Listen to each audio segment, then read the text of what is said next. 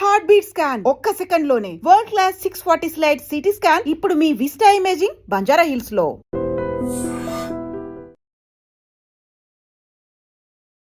అందరికీ నమస్కారం.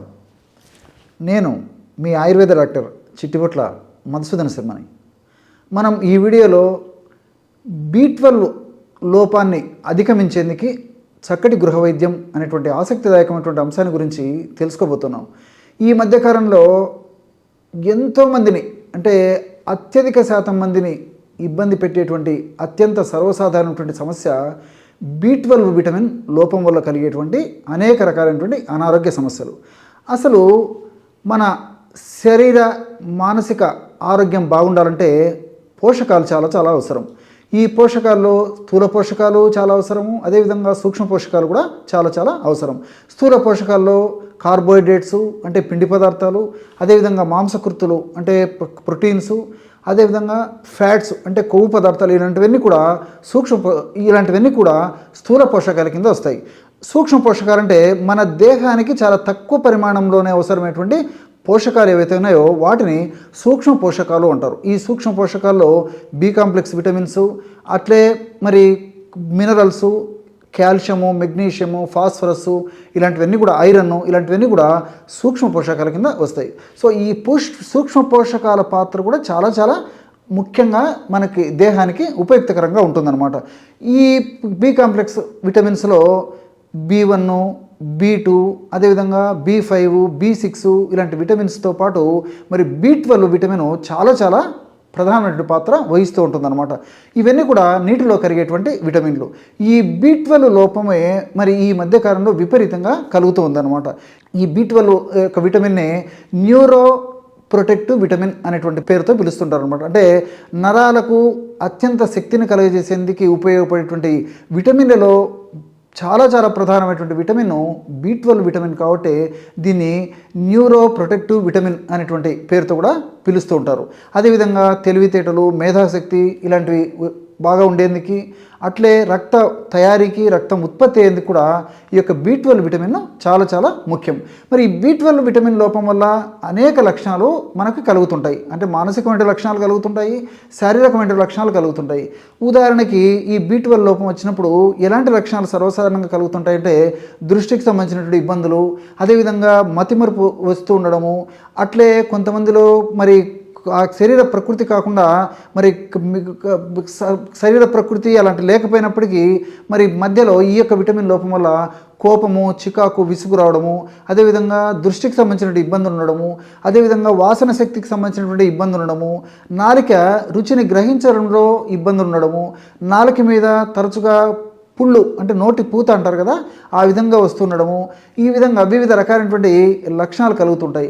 అంతేకాకుండా మరి ఆకలి మందగించిపోవడము, వాంతికి వచ్చినట్టు ఉండడము, కొంతమందికి వాంతులు వచ్చేటువంటి పరిస్థితి ఏర్పడుతుండడము, నీరసము, నిస్త్రాణ, బలహీనత, ఆవులింత, ఏ పని మీద ఆసక్తి లేకపోవడము, ఇలాంటి అనేక రకాల లక్షణాలతో పాటు మరి కాళ్ళు చేతులు లాగుతుండడము, పిక్కల నొప్పులు ఉండడము, అదేవిధంగా మరి ఈ జాయింట్ పెయిన్స్ ఉండడము, ఇలాంటి లక్షణాలు కూడా కొంతమందిలో కలుగుతుంటాయి.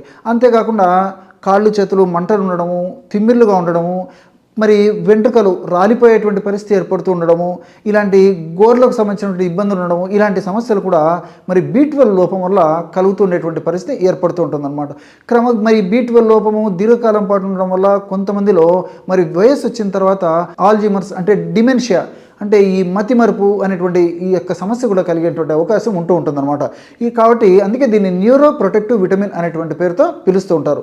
ఈ యొక్క B12 విటమిన్ లోపానికి కారణాలు ఏంటంటే పోషకాహార లోపం కారణం కావచ్చు, అదేవిధంగా ఆల్కహాల్ సేవన కారణం కావచ్చు, లేదా కొన్ని రకాలైనటువంటి ఆధునిక కృత్రిమ రసాయన ఔషధాల వాడకం కూడా ఈ యొక్క B12 లోపానికి కారణం కావచ్చు. ఉదాహరణకి ఈ మధ్యకాలంలో మరి ఎక్కువ మందిని వేధించేటువంటి అత్యంత సర్వసాధారణటువంటి లైఫ్ స్టైల్ డిజార్డరు మధుమేహము, లేదా షుగరు, లేదా డయాబెటీస్ మెలిటస్. ఈ షుగర్ వ్యాధిలో మరి తప్పని పరిస్థితుల్లో వైద్యులు మెట్ఫార్మిన్ అనేటువంటి ఔషధాన్ని సూచిస్తూ ఉంటారనమాట. అంటే దానికి ఉన్నటువంటి ఆ అనుకూలమైనటువంటి అంశాలు, దానికి ఉన్నటువంటి ప్రత్యేకతలు అలా ఉంటాయి. కాబట్టి మరి మెట్ఫార్మిన్ అనేటువంటి ఔషధాన్ని వైద్యులు సూచించినప్పుడు తప్పని పరిస్థితుల్లో వాడినప్పుడు ఆ మెట్ఫార్మిన్ అనేటువంటి ఔషధం యొక్క సైడ్ ఎఫెక్ట్ వల్ల కూడా మరి B12 లోపాలు వచ్చేటువంటి అవకాశం ఉంటూ ఉంటుందన్నమాట. మరి ఈ విధంగా ఈ అనేక రకాలైన కారణాల వల్ల ఈ B12 లోపాలు కలుగుతుంటాయి. ఈ B12 సర్వసాధారణంగా నాన్ వెజిటేరియన్ ఫుడ్లో ఎక్కువగా ఉంటుంది. కోడిగుడ్లు, అదేవిధంగా మటను, చికెన్ ఇలాంటి వాటిలో B12 ఎక్కువగా ఉంటుందన్నమాట. శాకాహార పదార్థాల్లో వెజిటేరియన్ ఫుడ్లో చాలా చాలా తక్కువ ప్రమాణంలో ఉంటుంది. మనకు సరిపడినంత కూడా ఉన్నదని చెప్పేసి కూడా వైద్య ప్రపంచం తెలియజేస్తుంది. మరి సర్వసాధారణంగా నిజంగా ఆలోచన చేస్తే మన ప్రేవుల్లోనే మంచి బ్యాక్టీరియా బాగున్నటువంటి వాళ్ళలోనే ప్రేవుల్లోనే సహజ సిద్ధంగా తనకు తానే ఈ మంచి బ్యాక్టీరియా B12ను ఉత్పత్తి చేస్తుంటాయి అన్నమాట. కానీ ఈ రోజుల్లో వివిధ రకాలైన కారణాల రీత్యా ప్రేవుల్లో మరి అలాంటి B12 ఉత్పత్తి కాకపోవడం చేతనే మరి శాకాహారులకు కానివ్వండి, మాంసాహారులకు కానివ్వండి B12 లోపం కలుగుతుందన్నమాట. కాబట్టి ప్రేవుల్లో మంచి బ్యాక్టీరియాని ఎప్పుడైతే వృద్ధి చేయగలుగుతామో అప్పుడు మనకి ఈ యొక్క సమస్య నుంచి కూడా బయటపడేదానికి అవకాశం ఏర్పడుతూ ఉంటుంది. ఈ యొక్క B12 లోపాన్ని అధిగమించేందుకు పాలు, పెరుగు, వెన్న, నెయ్యి, మజ్జిగ ఇలాంటివి కూడా చాలా చక్కగా ఉపయోగపడతాయి అన్నమాట. అంటే వీటిల్లో B12 పుష్కలంగా ఉంటుంది. అంతేకాకుండా ఈ మధ్య జరిగినటువంటి పరిశోధనలో మరి కొన్ని రకాలైనటువంటి ఈ యొక్క ఔషధాలకు కూడా B12 లోపాన్ని తగ్గించేందుకు, B12 లోపాన్ని సరిచేసేందుకు ఉపయోగపడేటువంటి అద్భుతమైనటువంటి ఔషధ తత్వాలు ఉన్నట్లు నిరూపితమైంది. ఉదాహరణకి మామిడికాయ జీడి పొడి మనకి మార్కెట్లో దొరుకుతుంది. లేదంటే సీజన్లో మామిడికాయలు లేదా మామిడి పళ్ళు తెచ్చుకొని దాన్ని పగలగొట్టేసేసి, అంటే ఆ విత్తనాన్ని పగలగొట్టితే లోపల జీడి ఉంటుంది కదా, ఆ జీడిని ముక్కలుగా చేసి ఎండించేసేసి పౌడర్ లాగా తయారు చేసుకొని జల్లించేసేసి దాన్ని నిల్వ ఉంచుకొని రోజు ఒక టీ స్పూన్ ప్రమాణంలో ఏదో ఒక పద్ధతిలో, అంటే పాలల్లో కలిపి తీసుకోవడం కానీ, మజ్జిగతో కలిపి తీసుకోవడం కానీ, లేకపోతే మనం అన్నం తినేటప్పుడు అన్నంలో కలిపి తీసుకోవడం కానీ, లేకపోతే స్మూతీ ఇలాంటి వాటిల్లో కలిపి తీసుకోవడం కానీ, అదేవిధంగా మరి ఫ్రూట్ జ్యూసెస్లో కలిపి తీసుకోవడం కానీ, ఇలా ఏదో ఒక పద్ధతిలో ఈ యొక్క మామిడి జీడి పొడిని మనం తీసుకోవచ్చు. లేదంటే తేనెతో కలిపి తీసుకోవచ్చు. అలా లేదంటే కేవలం ఒక 100 ml లేదా 200 ml నీళ్ళలో కలిపి కూడా తీసుకోవచ్చు. ఈ విధంగా రోజు కనీసం 5 గ్రాముల చొప్పున మామిడి జీడి పొడిని వాడుకోవడం వల్ల కూడా ఈ యొక్క B12 లోపం నుంచి మనం బయటపడవచ్చు అన్నమాట. అంతేకాకుండా ఆధునికంగా మనకు దొరికేటువంటి ఈ యొక్క B12కు సంబంధించినటువంటి రసాయనిక ఔషధాలు కూడా చాలా ఖరీదుతో కూడినటువంటివి కాబట్టి మరి మీరు క్యాప్సూల్స్ వాడుకోండి, ట్యాబ్లెట్స్ వాడుకోండి, ఇంజెక్షన్స్ వాడుకోండి. ఇవన్నీ కూడా ఖరీదైనటువంటివి. అంతేకాకుండా మరి ఎక్కువ రోజులు వాడాలన్నా కూడా మరి చాలామందికి ఇబ్బంది అయ్యేటువంటి పరిస్థితి ఏర్పడుతుంది. కాబట్టి సహజసిద్ధంగా ప్రకృతిలో దొరికేటువంటి ఇలాంటి ఔషధాలపైన సదవగాహన కలిగి ఉండి వాటిని సద్వినియోగం చేసుకున్నట్లయితే మరి ఆ యొక్క B12 లోపం నుంచి మనం బయటపడేదానికి అవకాశం ఉంటుంది. మరి ఈ మామిడి జీడి దొరకనటువంటి వాళ్ళకి మరొక ప్రత్యామ్నాయం కూడా చెప్తాను చూడండి. స్వచ్ఛమైనటువంటి గేదె పెరుగు 150 గ్రామ్స్ తీసుకోండి.